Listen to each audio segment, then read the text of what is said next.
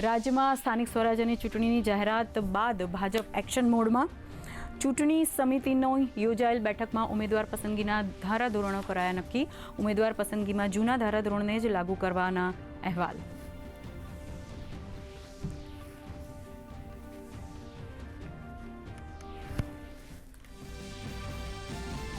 સંસદ બજેટ સત્રમાં આજે મહત્વના કાર્યો સૂચિબદ્ધ. લોકસભામાં પ્રશ્નકાળ શરૂ. લોકસભામાં ઉત્તર પ્રદેશના સાંસદ ચંદ્રશેખરે સ્માર્ટ મીટર મુદ્દે પૂછ્યો પ્રશ્ન. કેન્દ્રીય મંત્રી મનોહરલાલ ખટ્ટરે કહ્યું, પ્રીપેઇડ સ્માર્ટ મીટર એ સંપૂર્ણપણે વૈકલ્પિક વ્યવસ્થા. ગ્રાહક, રાજ્ય અને કંપનીઓને તેનાથી થશે લાભ. તેલ સંકટ વચ્ચે સરકારનો મહત્વનો નિર્ણય. એમોનિયમ નાઇટ્રેટ, પોલિએસ્ટર, રેઝિન સહિત 40 પેટ્રોકેમિકલ્સના કાચા માલ અને સંબંધિત પ્રોડક્ટ્સની આયાત પર લાદી ઝીરો કસ્ટમ ડ્યુટી. 30મી જૂન સુધી નિયમ લાગુ.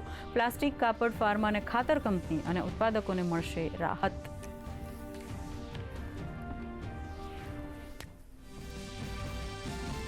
ઈરાન જંગ વચ્ચે અમેરિકન રાષ્ટ્રપ્રમુખ ડોનાલ્ડ ટ્રમ્પે આગામી 2 થી 3 અઠવાડિયામાં ઈરાન પર ભીષણ હુમલાનું આપ્યું અલ્ટિમેટમ. વળતા જવાબમાં ઈરાનનો ઇઝરાયલ પર રોકેટથી હુમલો. તો બ્રિટને હોર્મુઝ જળમાર્ગ ફરી શરૂ કરાવવા મુદ્દે બોલાવી 35 દેશોની બેઠક.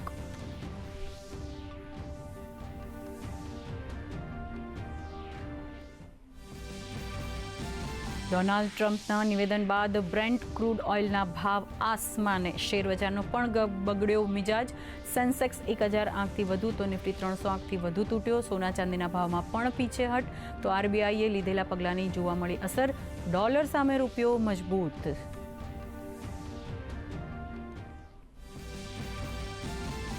પશ્ચિમ બંગાળ સરકારને સુપ્રીમ કોર્ટ તરફથી ફટકો. એસઆઈઆર પ્રક્રિયામાં સામેલ ન્યાયિક અધિકારીઓને બંધક બનાવવા મુદ્દે વ્યક્ત કરી સખત નારાજગી.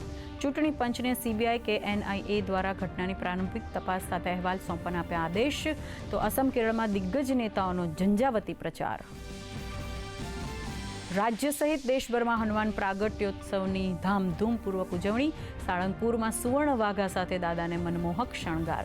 ભક્તોમાં અનેરો ઉત્સાહ. પ્રધાનમંત્રી અને ગૃહમંત્રીએ હનુમાન જન્મોત્સવની પાઠવી શુભેચ્છા. તો ચૈત્રી પૂનમના પાવન પર્વ પર અંબાજી અને બહુચરાજીમાં ઉમટ્યું માનવ મહેરામણ.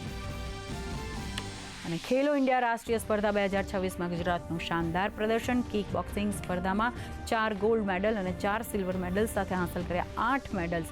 વડોદરાની ખુશી પંચાલ અને ડિંકલ ગોરખાએ અસાધારણ કૌવત દર્શાવી વધાર્યું ગુજરાતનું ગૌરવ.